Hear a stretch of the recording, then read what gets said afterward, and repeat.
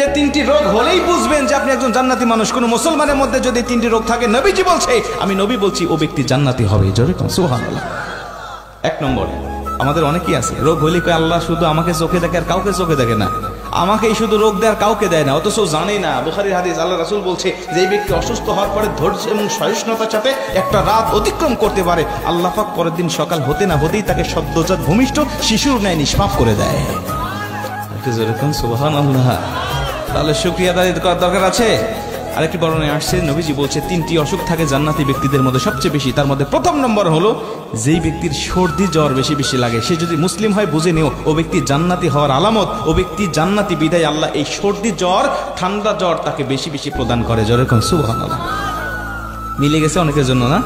অনেকের কিন্তু ঠান্ডা জ্বর বেশি লাগে। হাদিস থেকে বলছি, বিজ্ঞান বলছে, নবীজি এই তিনটি রোগের বিষয়টা নিয়ে আমরা গবেষণা করে দেখেছি। তিনটা রোগ এমন রোগ, যে রোগগুলো হওয়ার কারণে আল্লাহ পাক তাকে বড় বড় ক্যান্সার থেকে, বড় বড় রোগ থেকে, বড় বড় সমস্যা থেকে আল্লাহ পাক তাকে সম্পূর্ণ হেফাজত করে। জোরে কোন সুবহানাল্লাহ। ঠান্ডা লাগার পরে আপনার নাক দিয়ে যে সর্দিগুলো বের হয়, শ্লেষা বের হয়, এইগুলোর কারণে বিজ্ঞান বলছে তার শরীর থেকে বড় বড় জীবাণুগুলো, বড় বড় আপনার জীবাণুগুলো, বিভিন্ন ক্ষতিকারক পদার্থগুলো আপনার শরীর থেকে বের হয়ে চলে যায়, যার কারণে ওই মানুষটা পরিপূর্ণ সুস্থ আরোগ্য লাভ করতে থাকে। জোরে কোন সুবহানাল্লাহ। মুসলমান ভাইরা আমার, শুধুমাত্র তাই নয়, নবীজি বলছে দ্বিতীয় নম্বর, ওই ব্যক্তির জান্নাতি ব্যক্তির হলো রোগের আলামত, যেই ব্যক্তির সবসময় বেশি শরীরে চুলকানি থাকে। যেই ব্যক্তির শরীরে চুলকানি থাকে ওই ব্যক্তিরকে আল্লাহ রাব্বুল আলামিন জান্নাতি বলে ঘোষণা দিয়েছেন।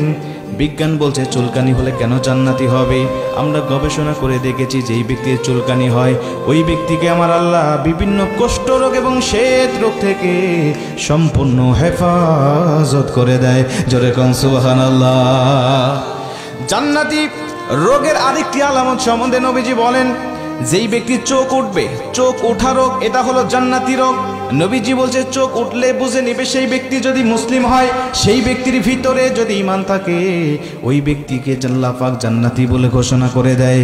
ও যদি বাদ বাকি আমল আখলাকগুলো যদি ভালো থাকে, ও ব্যক্তি জান্নাতি হবে, আমি নবীজি বলছি। কারণ এই চোখ ওঠা রোগ আল্লাহ সবাইকে প্রদান করে না।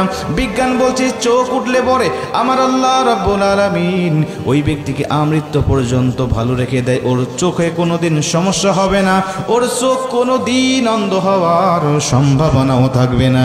জোরে কোন সুবহানাল্লাহ। যার চোখ ওঠে তার অন্ধ হওয়ার সম্ভাবনা একেবারে 0%। বিজ্ঞান বলছে ও ব্যক্তি কোনোদিনও, আপনার চোখ উঠলে পরে ও ব্যক্তি কখনো অন্ধ হবে না। এজন্য এই সমস্ত রোগ হলে বা যে কোনো রোগ হলেই আপনি ধৈর্য হারাবেন না, আল্লাহর শুকরিয়া আদায় করবেন, আর মনে করবেন যে আল্লাহ পাক আমাকে ভালোবেসে এই অসুস্থ নামক নিয়ামত দিয়েছে, আল্লাহ সুস্থতা নামক নিয়ামতও আমাকে যে কোনো মুহূর্তে প্রদান করবে। জোরে কোন সুবহানাল্লাহ। তো আমরা সবসময় শুকরিয়ার আওয়াজ দেব। আল্লাহ পাক আমাদেরকে অবশ্যই শুকরগুজারি বান্দা হিসাবে কবুল করে নিক। জোরে বলেন আমিন।